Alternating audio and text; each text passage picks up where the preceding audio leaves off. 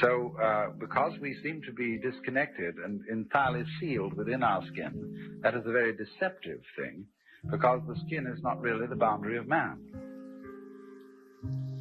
No. What this is saying, then, is that just as you don't know how you manage to be conscious, how you manage to grow and shape this body of yours, that doesn't mean to say that you're not doing it. Equally, you don't know how the universe shines the stars, constellates the constellation, and galactifies the galaxies. You don't know.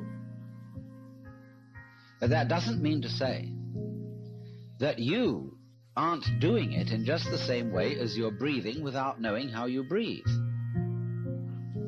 We do not know how it is done, just as we do not know, really, how musical, artistic, and literary genius is done. You cannot really teach it. You can put the tools for doing these things into people's hands, and you can show them how to use the tools. But whether they will use those tools with genius is quite unpredictable. If you investigate yourself, what do you mean by you? How do you know you exist? In terms of what? What do you discover? Well, if you push that, why, you discover everything else that you thought wasn't you. You only know you exist because you've got things to feel and other people to talk to, and because you go, you reflect the external world. So investigate you and you get the external world. Now what happens if you investigate the external world? Well, you get you. You begin to see things in the depths that at first sight seem utterly remote. How could they have anything to do with us? They are so far off and so unlikely. And in the same way, when you start probing into the inner workings of the human body, you come across all kinds of funny little monsters and wiggly things that bear no resemblance to what we recognize as the human image.